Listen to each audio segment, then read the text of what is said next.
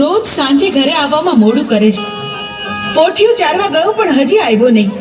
ક્યાં ગયો હશે? અરે દેવી, આવડો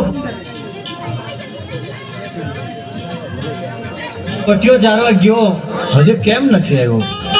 ખબર નહીં પ્રભુ. આ સાંજ પડવા આવી, આટલું મોડું થઈ ગયું છે તોય હજુ આવ્યો નથી. મને તો ભારે ચિંતા થાય છે.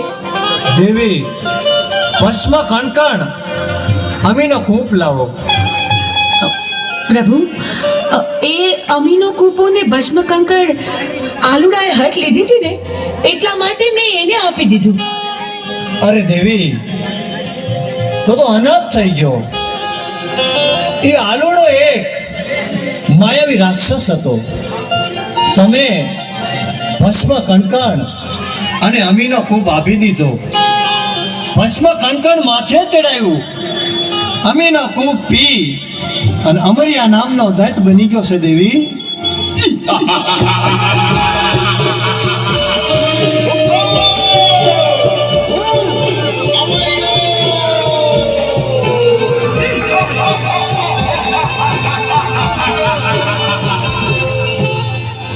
હે લંગોટા, તારી પાર્વતી મને સોંપી દે.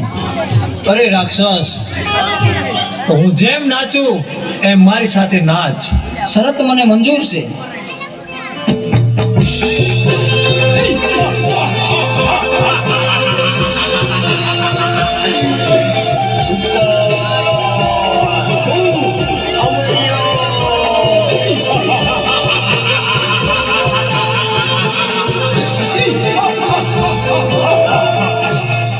હા, લંગોટે મને નચવી અને મારું ભસ્મ કણકણ ઉડી ગયું તો મારું મોત નિશ્ચિત છે. તો ચાલ અત્યારે અહીંથી હું ભાગી જાઉં. પ્રભુ, પ્રભુ, આ અમર્યો રાક્ષસ તો ભાગી ગયો. હવે શું થશે પ્રભુ? એ તો ભોળી પ્રજાને રંજાડશે. પ્રભુ, પ્રભુ, આનો કંઈક ઉપાય કરો. અરે દેવી, આનો ઉપાય એક છે. 100 મહિનાની નિંદ્રું લઈને ચોટીલાના પરોપરમાં ચામુંડા સૂતા છે. તો ચારણ જોગીને બોલાવું, એને જગાડે તો તેનું મૃત્યુ થાય. અરે પ્રભુ, મારું શું કામ છે આજ? આજ મને આમ કાં બોલાયો? અરે, બોલાવાનું કારણ એટલું છે ચારણ જોગી,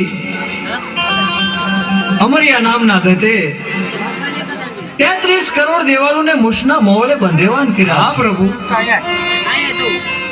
પૃથ્વી ઉપર હાહાકાર મચી ગયો છે. તો હાલે મારું ડમરું અને માં ચામુંડાને જગાડવા જા.